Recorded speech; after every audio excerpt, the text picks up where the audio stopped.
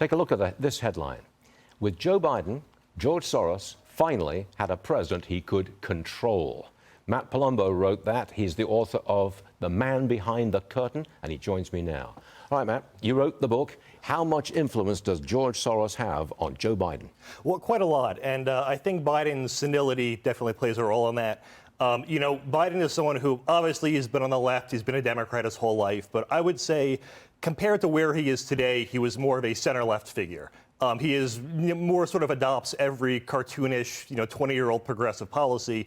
And I think for an influence of the people around him obviously plays a role. So go ahead. Soros seems to want to affect local elections. Yes. That's where it's easiest to change power. Not the big national elections for the Senate and the presidency so much as district attorneys or the local officials. That's his strategy? That as well. So that's, I actually did an earlier series on that, and that's actually gotten the most interest because, I point out in the whole White House article, we're sort of blessed because in a lot of these elections, Soros has quite literally set money on fire. He's donated tens of millions to Hillary Clinton, to John Kerry. The money went nowhere.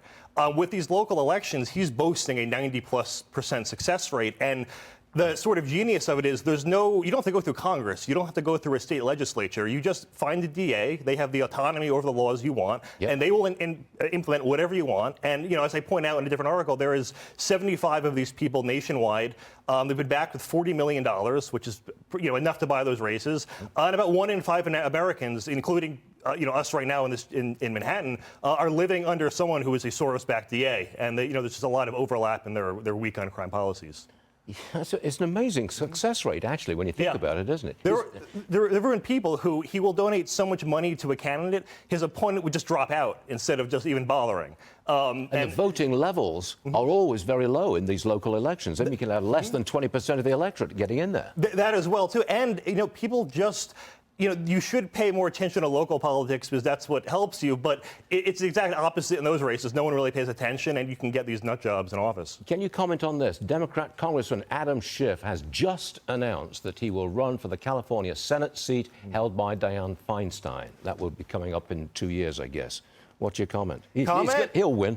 He probably will win. Obviously, I'm against it. I don't think it should be really anywhere near an Intel committee or a Senate seat, personally. We'll leave it at that. All right. Right. Meta just announced that they're going to reinstate former President Trump's Facebook and Instagram accounts. He's been banned for more than 2 years. What's that going to do for his 2024 campaign if he posts on Facebook? Well, I think actually from Facebook's perspective, they are, I would say, a stagnating platform.